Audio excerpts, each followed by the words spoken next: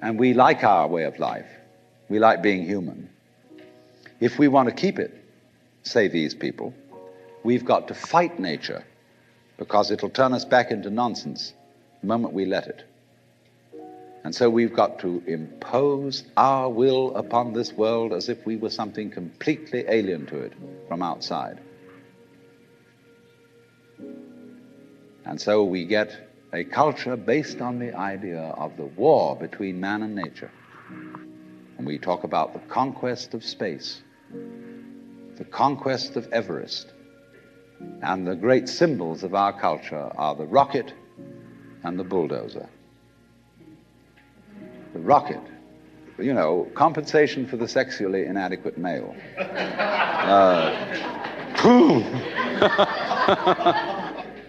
So we're going to conquer space. We're in space already, way out.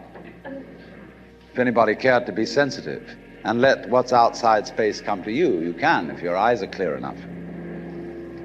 Aided by telescopes, aided by radio astronomy, aided by all the kind of sensitive instruments we can devise. We are as far out in space as we're ever going to get. But, sensitivity isn't the pitch. Especially in the WASP culture of the United States, we define manliness in terms of aggression. You see, because we're a little bit frightened as to whether we are really men. And so we put on this great show of being a tough guy. It's completely unnecessary. If you have what it takes, you don't need to put on that show. You don't need to beat nature into submission. Why be hostile to nature? Because after all, you are a symptom of nature. You, as a human being, you grow out of this physical universe in just exactly the same way that an apple grows off an apple tree. So let's say the tree which grows apples is a tree which apples, using apple as a verb. And a world in which human beings arrive is a world that peoples. And so the existence of people is symptomatic of the kind of universe we live in. Just as spots on somebody's skin are symptomatic of chickenpox. But we have been brought up by reason of our two great myths, the ceramic and the fully automatic, not to feel that we belong in the world. So our popular speech reflects it. We say, I came into this world. You didn't, you came out of it. We say, face facts. We talk about encounters with reality, as if it was a head-on meeting of completely alien agencies, and the average person has the sensation that he is a somewhat that exists inside a bag of skin, a center of consciousness, which looks out at this thing, and what the hell's it going to do to me? You see? I recognize you. You kind of look like me, and I've seen myself in a mirror, and you look like you might be people. So maybe you're intelligent, maybe you can love too, and perhaps you're all right. Some of you are anyway. If you've got the right color of skin, or you have the right religion, or whatever it is, you're okay. But there are all those people over in Asia, Africa, and they may not really be people. When you want to destroy someone, you always define them as unpeople, not really human. Monkeys may be, idiots may be, machines maybe, but not people. But we have this hostility to the external world because of the superstition, the myth, the absolutely unfounded theory that you yourself exist only inside your skin. Now, I want to propose another idea altogether. And other astronomers, they say there was a primordial explosion, an enormous bang millions of years ago, billions of years ago, which flung all the galaxies into space. Well, let's take that just for the sake of argument and say that was the way it happened. It's like you took a bottle of ink and you threw it at a wall. Smash, and all that ink spreads. And in the middle, it's dense, isn't it? And as it gets out on the edge, the little droplets are finer and finer and make more complicated patterns. See? So in the same way, there was a big bang in the beginning of things, and it spread. And you and I, sitting here in this room, as complicated human beings, are way, way out on the fringe of that bang. We're the complicated little patterns on the end of it. Very interesting. But so we define ourselves as being only that. If you think that you are only inside your skin, you define yourself as one very complicated little curlicue, way out on the edge of that explosion, way out in space and way out in time. Billions of years ago, you were a big bang. But now you're a complicated human being. And then we cut ourselves off like this and don't feel that we're still the big bang. But you are. Depends how you define yourself. You are actually, if this is the way things started, if there was a big bang in the beginning, you're not something that is a result of the big bang. On the end of the process, you are still the process.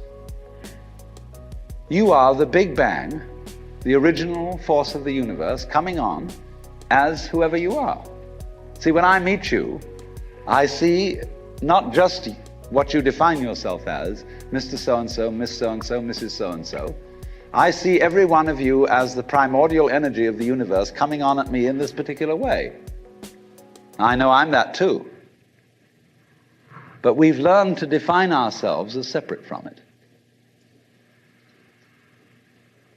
And so what I would call a kind of a basic problem we've got to go through first is to understand that there are no such things as things. That is to say, separate things or separate events. That is only a way of talking. And if you can understand this, you're going to have no further problems.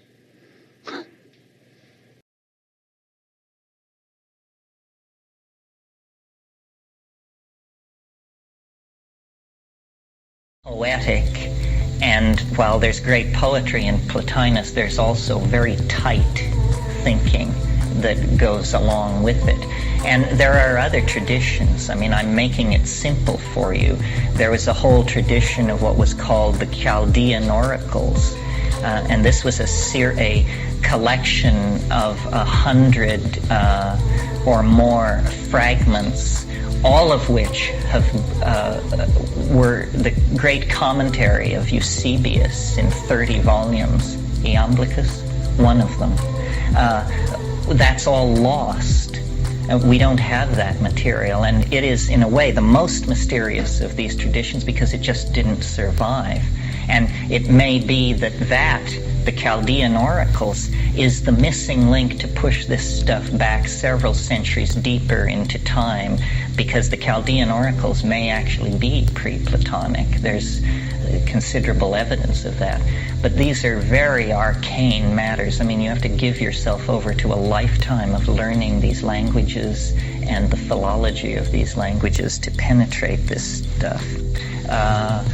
The Hermetic corpus was largely Alexandrine. There were also Christian Platonists in Alexandria. You see, Christianity had not yet gelled. It was many things. So you not only have Gnostics of 5 or 6 schools, Simonists, Valentinians, Basilidians, and so forth, but you also have Christians, a number of cults calling themselves Christians, that were also in furious competition. Docetists, Montanists, and later Nestorians. There were gymnosophists from India, people who were actually carrying yogic doctrines into the Mediterranean world. Plus you then have all the surviving cults of the older Egyptian strata, the cults of Isis and Cybele and Adonis and Dionysius, and it just goes on and on. I mean, the richness of this intellectual world there's nothing comparable in our experience. And it shows the passion with which people were trying to understand the dilemma of a dying world, because this is what they were confronted with. The intellectuals of the empire could feel it all slipping through their hand. And we have to remember, don't have any illusions about the Roman Empire. I mean, I always think of the wonderful description, I don't even know why it's there, but Boris Pasternak in Dr. Zhivago goes off on a rip about ancient Rome, and he describes it as a bargain basement on 3 floors.